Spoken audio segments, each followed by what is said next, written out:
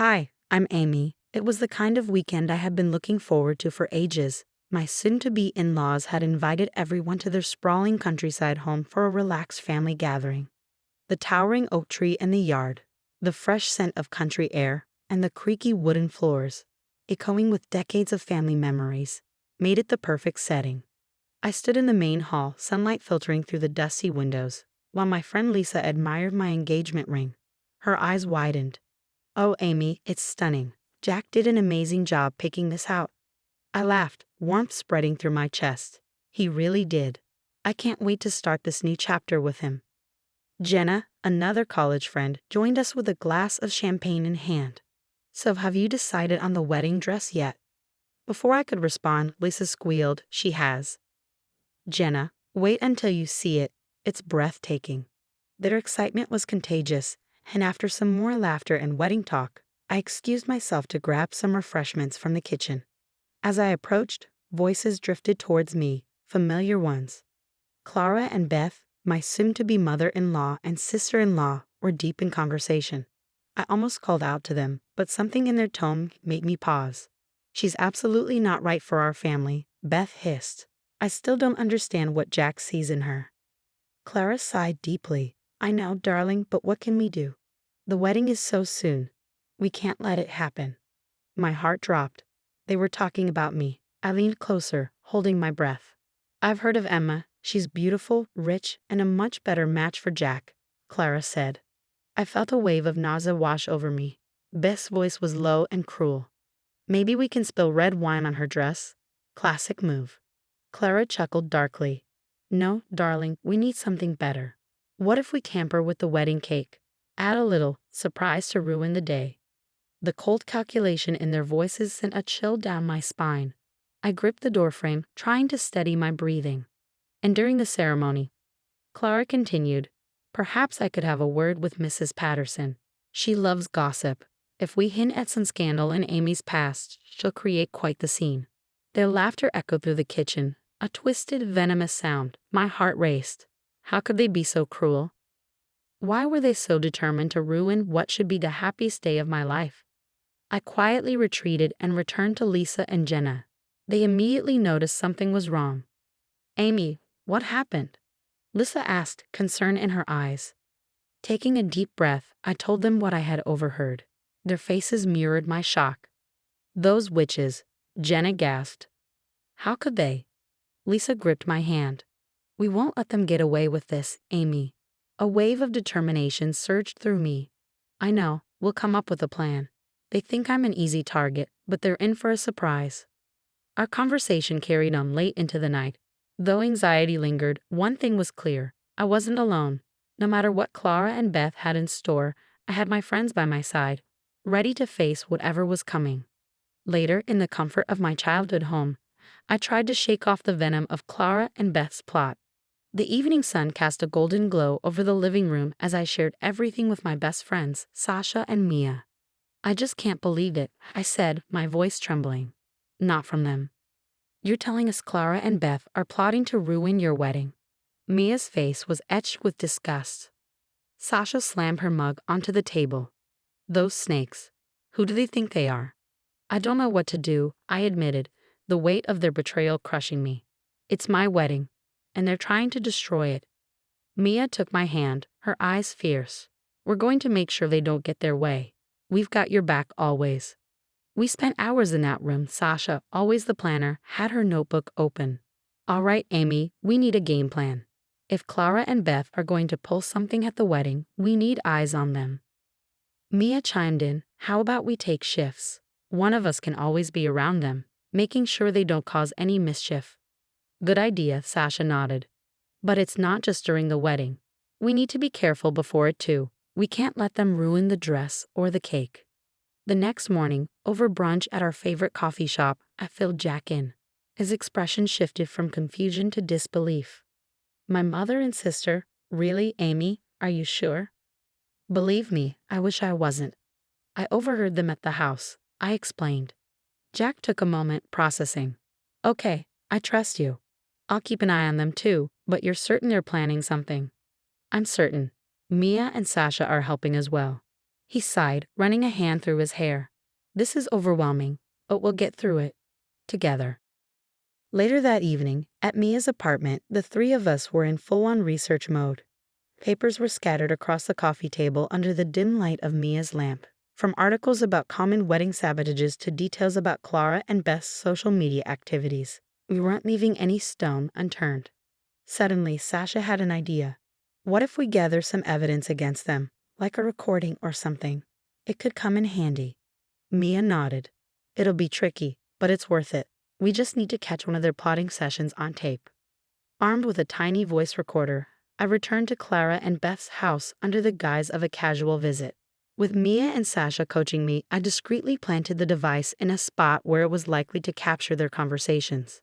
To our luck, it worked. We got a clear recording of them detailing their plans, including a new one to switch the seating arrangements last minute to cause chaos. With the evidence in hand, I felt a renewed sense of strength. If they tried anything, we'd be ready to expose them. Sasha and Mia high-fived. To allies, Sasha declared, grinning, and to ensuring your big day goes off without a hitch. It was a whirlwind of emotions, but with my best friends on my side and Jack's unwavering support, I felt ready to face whatever storm Clara and Beth had in store. The sun stretched its rays over the beautiful garden venue, fairy lights twinkling in the breeze. Today was the day, my wedding day. But instead of the usual bridal jitters, I felt a simmering fire of determination. With Sasha and Mia by my side, dressed in their elegant bridesmaid gowns, I knew I had backup. In the bridal suite, we were putting on our final touches. As I adjusted my veil in the mirror, I caught Mia's reflection. She smirked, holding a glass of red wine. Don't even joke about that, I warned, giggling nervously. Don't worry. This one's for Beth, Mia winked.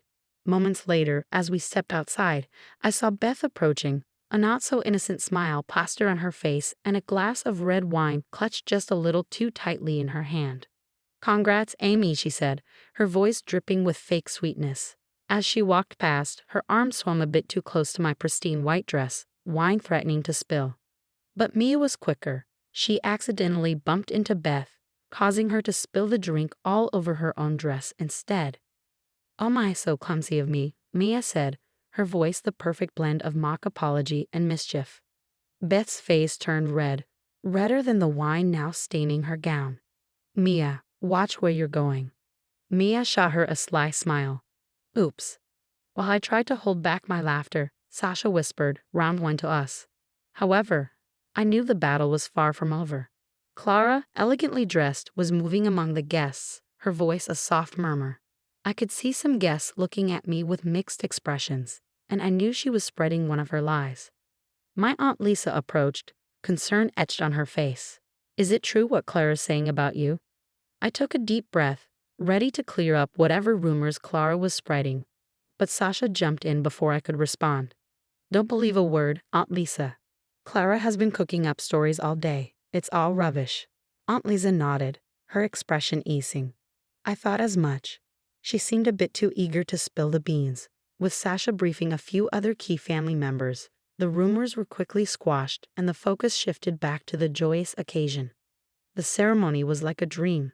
Standing beside Jack, our vows exchanged under the canopy of green and twinkling fairy lights, nothing else mattered. I felt the love and warmth from our friends and family, and the attempted sabotage seemed like a distant memory. As the evening wore on and the reception began, I couldn't help but feel a tad vindictive. I discreetly played the recording of Clara and Beth's plotting for some of our close family members. Their expressions ranged from shock to disgust. My cousin Jake, usually the family jokester, looked serious. I can't believe they'd stoop so low. Another cousin, Lucy, shook her head. That's just inexcusable. Word spread quickly, and though nothing was openly said, the cold shoulders Clara and Beth received from many were palpable. They were becoming pariahs at their own family gathering. Sasha leaned in, her voice dripping with satisfaction. Justice served in the best way possible. I smiled, feeling lighter. The night was filled with dancing, laughter, and love. As I twirled in Jack's arms, the worries and plots of Clara and Beth faded like a distant storm that had passed, leaving behind a beautiful rainbow. The gentle waves crashed on the shore, their rhythm perfectly synchronizing with my heartbeat. Here I was, at a stunning beach resort. The horizon stretched out in front of me, and Jack was beside me. Our honeymoon suite was nothing short of paradise. As we sat on the balcony with drinks in hand, Jack turned to me, his gaze heavy with remorse. You know, I've been thinking about everything that happened. I'm so sorry for doubting you. I looked into his eyes, seeing genuine regret. It's okay, Jack. I understand. It was hard for you to believe that your own family would do something like that. He took a deep breath. I'm just glad you had the courage to stand up to them. Honestly, I can't even imagine how our wedding day would have turned out if it wasn't for you, Sasha and Mia. A smile crept across my face. Yeah, we do make a pretty good team, don't we? He chuckled. That's an understatement. As we enjoyed the serenity of the moment, my phone buzzed with a new message. It was from Aunt Lisa. Hey, Amy. Just wanted to let you know that news about Clara and Beth has spread. Most of the family is furious. Good on you for handling everything so gracefully. Enjoy your honeymoon. Soon after, more messages poured in from various family members and friends, expressing disbelief or admiration for how I'd handled it all. It seemed Clara and Beth were getting a taste of their own medicine back home. I mused over the messages as Jack nodded beside me. They brought it upon themselves, after all. Actions have consequences. We spent the rest of the day exploring the resort, indulging in spa treatments, and enjoying the finest cuisine. But the best part was simply being with Jack, knowing we have faced a huge challenge and emerged stronger. That evening, as we strolled along the beach, I found myself reflecting on everything: the pain of betrayal, the anxiety of the unknown, the relief of having allies, and the sweetness of victory. Each moment felt like a bead on a necklace, stringing together the story of our wedding. Jack squeezed my hand. What's on your mind? Just thinking about how lucky I am, not just for escaping Clara and Beth's schemes, but for having friends like Sasha and Mia, and for having you. He leaned in, brushing his lips against my forehead. And I'm grateful for you, for your strength, your resilience, and for the love you've brought into my life. The night wore on, and we found ourselves lying on beach chairs, gazing up at the starry sky. The past seemed like a distant memory, a storm we had weathered together. I felt a deep sense of contentment. With the love and support of Jack and my friends, I had faced toxicity and emerged victorious. Raising my drink, I looked out at the horizon, the vast expanse of sea and sky merging into one. To us, I whispered, offering a silent toast to love, friendship, and the sweet taste of victory. And there you have it, folks. Do you believe that people like Clara and Beth deserve second chances, or do some actions make forgiveness impossible? Share your thoughts in the comments below.